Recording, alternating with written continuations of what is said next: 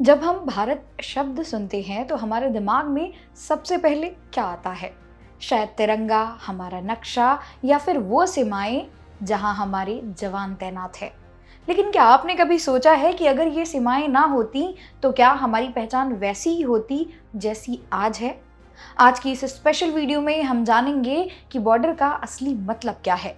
क्या ये सिर्फ जमीन पर खींची गई एक लकीर है या फिर हमारी नेशनल आइडेंटिटी यानी कि राष्ट्रीय पहचान का सबसे बड़ा आधार? चलिए इस दिलचस्प विषय की गहराई में चलते हैं। दोस्तों, इतिहास गवाह है कि कोई भी देश बिना अपनी सीमाओं के परिभाषित नहीं हो सकता। बॉर्डर का काम सिर्फ दुश्मन को रोकना नहीं होता, बल्कि ये बताना होता है कि यहाँ से हमारा देश शुरू होता है और यहाँ हमारे नियम चलते हैं। एक देश की पहचान उसकी भाषा, संस्कृति और इतिहास से होती है, लेकिन उसे सुरक्षा बॉर्डर से मिलती है। पहले साम्राज्य होते थे जिनकी सीमाएं बदलती रहती थीं, लेकिन आज के नेशन स्टेट में बॉर्डर पत्थर की लकीर की तरह है। बॉर्डर सिर्फ नक्शे पर नहीं, बल्कि लोगों के दिलों और दिमाग में भी बसे होते हैं। क्या आपने कभी सोचा है कि वाघा बॉर्डर पर जब रिट्रीट सेरेमनी होती है तो हमें इतना गर्व क्यों महसूस होता है? क्योंकि बॉर्डर हमारी सामूहिक पहचान यानी कि कलेक्टिव आइडेंटिटी का प्रतीक है। बॉर्डर हमें एक एहसास देते हैं कि हम एक हैं और जो सीमा के उस पार हैं वो हमसे अलग हैं। बिना बॉर्डर के कोई भी सरकार अपनी जनता को सुरक्षा की गारंटी नहीं दे सकती। इसलिए एक मजबूत बॉर्डर का मतलब है एक मजबूत राष्ट्र की पहचान। लेकिन दोस्तों, 21वीं सदी में बॉर्डर का विचार बदल रहा है।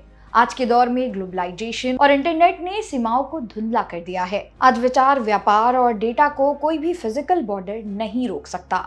जब लोग युद्ध या गरीबी की वजह से सीमाएं पार करते हैं तो नेशनल आइडेंटिटी पर बहस छिड़ जाती है। क्या मानवीय आधार पर सीमाएं खोल देनी चाहिए या देश की सुरक्षा सर्वोपरि है? ये यूपीएससी के लिए एक महत्वपूर्ण एथिकल और पॉलिटिकल सवाल बन जाता है।